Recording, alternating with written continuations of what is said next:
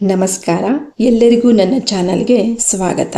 ಇವತ್ತು ನಾನು ಸಬ್ಸಿಗೆ ಸೊಪ್ಪಿನ ಒಂದು ಸ್ವೀಟ್ ಐಟಮನ್ನು ಮಾಡ್ತಾ ಇದ್ದೇನೆ. ಇದಕ್ಕೆ ನಮ್ಮ ಕಡೆ ಮಣ್ಣಿ ಅಂತ ಕರೀತಾರೆ ಅಥವಾ ಇಡ್ಲಿ ಅಂತಲೂ ಕರೀಬಹುದು.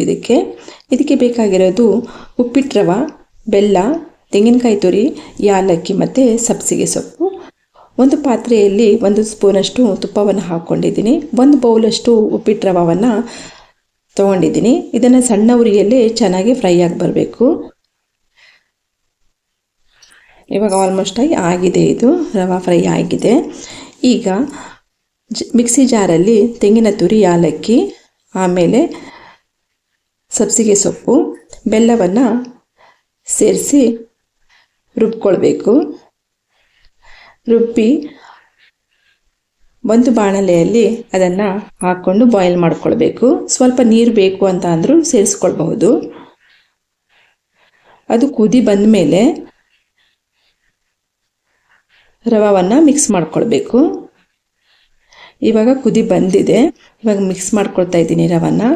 ಗಂಟು ಆಗದಿರೋದನ್ನು ನಿಧಾನವಾಗಿ ಮಿಕ್ಸ್ ಮಾಡ್ಕೊಳ್ಬೇಕು. ನೋಡಿ, ಇವಾಗ ಸ್ವಲ್ಪ ದಪ್ಪ ಆಗಿ ಬಂತು. ಒಂದು ಟೇಸ್ಟಿಗೆ ಸ್ವಲ್ಪ ಉಪ್ಪನ್ನು ಹಾಕ್ಕೊಂಡಿದ್ದೀನಿ.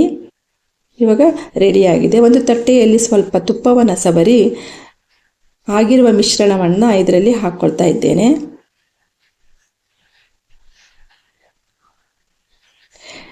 ಇದಕ್ಕೆ ಇವಾಗ ಒಂದು ಶೇಪಲ್ಲಿ ಎಲ್ಲವನ್ನು ಹರಡ್ಕೊಳ್ಬೇಕು. ಬಿಸಿ ಇರುವ ಕಾರಣ ನಾನು ಆ ಸೌಟಿಂದನೇ ಮಾಡ್ಕೊಂಡಿದ್ದೀನಿ. ಆಮೇಲೆ ಸ್ವಲ್ಪ ಕೈಯಿಂದನೇ ಮಾಡೋಕ್ಕಾಯಿತು.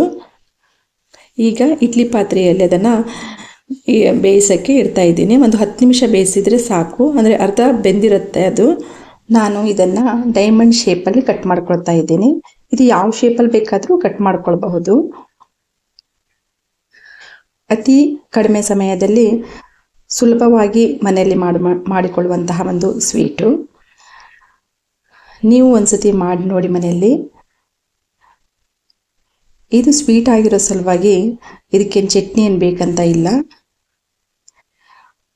ತುಪ್ಪದ ಜೊತೆ ಬಿಸಿ ಬಿಸಿ ಸಬ್ಸಿಗೆ ಮಣ್ಣಿ ಸವಿಯಲು ತುಂಬ ಚೆನ್ನಾಗಿರುತ್ತೆ.